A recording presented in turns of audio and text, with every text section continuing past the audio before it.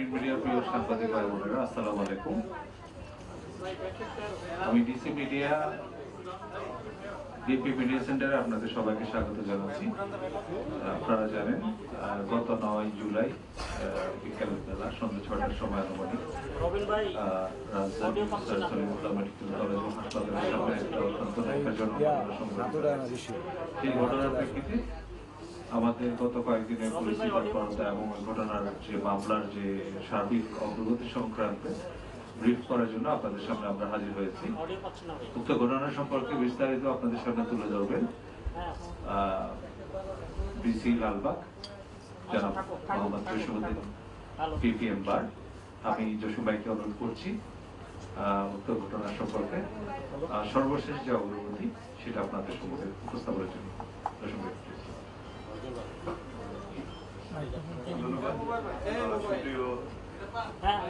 Electronic print মিডিয়ার সুপ্রিয় electronic এবং প্রিন্ট মিডিয়ার সাংবাদিক ভাই বোনেরা, আপনাদেরকে আজকে এই ব্রিফিং অনুষ্ঠানে আমি স্বাগত জানাচ্ছি।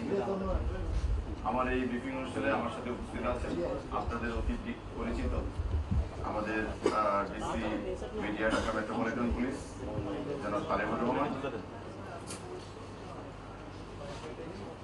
ইতিমধ্যে আপনারা অবগত হয়েছেন গত 9 জুলাই বিকাল অনুমান 5:40 থেকে 6টার মধ্যে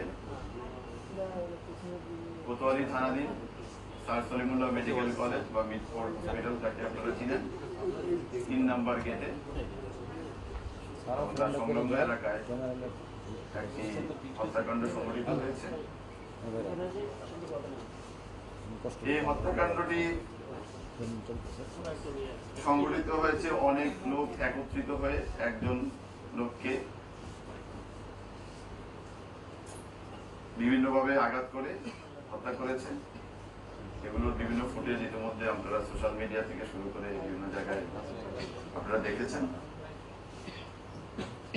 তো এই ঘটনা ঘটার সাথে সাথেই ঘটনাস্থলে পুলিশ উপস্থিত হয় এবং ঘটনা নিয়ন্ত্রণ নেয় এবং ঘটনা সংঘটিত হওয়ার অল্প সময়ের মধ্যেই পুলিশ দুজনকে গ্রেফতার এবং দুজনকে গ্রেফতার করে অত্র এলাকার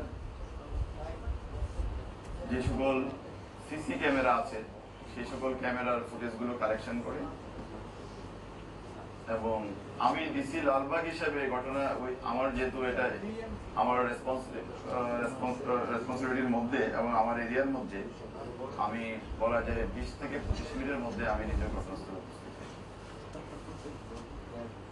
তাৎক্ষণিকভাবে আমরা লাশটার যে আইনি ফর্মালিটিস আছে রোতাল করা এবং ময়নাতদন্তের যে প্রক্রিয়াটা সেটা সম্পন্ন করে এটা লাশটাকে আমরা মিটফোর্ড হসপিটালে প্রেরণ করি এবং আমরা আমাদের পুলিশের বিভিন্ন টিমগুলোকে ভাগ করে দিয়ে যারা অপরাধের সাথে সম্পৃক্ত তাদের গ্রেফতারের প্রক্রিয়া শুরু। আপনাদের জ্ঞাতার্থে একটু বলে রাখা ভালো, এই ঘটনাটা নেপথ্যে অনেক রকম কথাবার্তা আমরা মিডিয়ায় দেখতে পাচ্ছি। তো এটা আমরা এই পর্যন্ত আমরা যতটুকু পেয়েছি অপরাধীদের সাথে কথা বলে বা এই হত্যাকাণ্ডের সাথে যারা জড়িত বলে এখন পর্যন্ত মনে হচ্ছে, তাদের সাথে কথা বলে আমরা যে সকল তথ্য পেয়েছি এটা একটু আপনাদের নিকট ক্লিয়ার করা দরকার। আমরা যতটুকু জেনেছি ওখানে ভাঙ্গারি ব্যবসা, অর্থাৎ আপনারা জানেন বিভিন্ন স্ক্র্যাপ জাতীয় মালামাল ওই এলাকায় এই ব্যবসাটা খুব প্রচলিত এবং ওখানকার একটা দোকান আছে, ওই দোকানটাতে কারা ব্যবসা করবে এই ব্যবসাটা নিয়ে একটা দ্বন্দ্ব কাজ করছিল। আমরা এতটুকু জানতে পেরেছি উনি হত্যাকাণ্ডের শিকার হয়েছেন এবং যাদেরকে ধারণা করা হচ্ছে হত্যাকাণ্ডের সাথে জড়িত তারা পরস্পর সম্পর্কিত এবং ব্যবসাটা তারা একসাথে কিছুদিন করেছে। যখন ব্যবসায়িক লেনদেন নিয়ে একটা দ্বন্দ্ব তৈরি হয় তখনই তারা এই ব্যবসাটাকে আবার নিজেদের মতো করে করার জন্য তার সাথে বিবাদে লিপ্ত হয়, যার বিবাদের ফলশ্রুতিতে এই হত্যাকাণ্ডটি সংঘটিত হয়েছে। এই হত্যাকাণ্ড সংক্রান্তে ঘটনার পরদিন অর্থাৎ 9 তারিখে ঘটনা ঘটেছে। 10 তারিখে যে তিনি হত্যাকাণ্ডের শিকার হয়েছেন, ভিকটিম সোহাগে বোন কোতোয়ালি থানায় বাদী হয়ে একটি মামলা দায়ের করে, যার মামলা নম্বর 7/10 জুলাই। এবং এটা হত্যা মামলা সংক্রান্তে, ঘটনা সংক্রান্তে যে সকল ধারা আছে বাংলাদেশ দণ্ডবিধির, সেই সকল ধারা অর্থাৎ 302, 34 এই ধারায় এই মামলাটি সংঘটিত হয়েছে বা দায়ের করা হয়েছে। ঘটনা অব্যবহিত পরেই আমরা ঘটনার সাথে সংশ্লিষ্ট সন্দেহে আমরা দুজনকে গ্রেফতার করি এবং আমাদের যে সকল ভিডিও ফুটেজ আমরা পেয়েছি বিভিন্ন ক্যামেরা থেকে, সিসি ক্যামেরা থেকে, ওগুলো বিশ্লেষণের মাধ্যমে আমরা ঘটনার সাথে যারা সম্পৃক্ত তাদেরকে শনাক্ত করতে সক্ষম। এবং এই ঘটনার সাথে সম্পৃক্ত আছে এবং বিভিন্ন ফুটেজে দেখা গেছে যারা ঘটনার সাথে সম্পৃক্ত এরকম 5 জনকে ইতিমধ্যে গ্রেফতার করা হয়েছে। এর মধ্যে মাহমুদুল হাসান মহিন 41, আলমগীর 28 মানে বয়স তার 28, লম্বা মনির, টিটন গাজী এবং তারেক রহমান রবিন, এই 5 জনকে গ্রেফতার করা হয়েছে।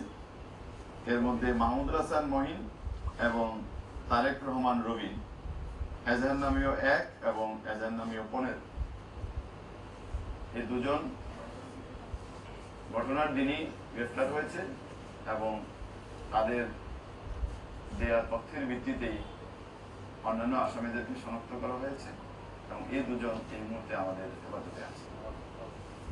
আর গতকাল রাতে আমরা টিটন গাজীকে গ্রেফতার করেছি তাদের দেওয়া তথ্যের ভিত্তিতে এবং আমরা তাকেও সরাসরি সম্পৃক্ততার প্রমাণ পেয়েছি বিভিন্ন ফুটেজে তাকে এবং অ্যাক্টিভ রোল প্লে করেছে এই ঘটনা।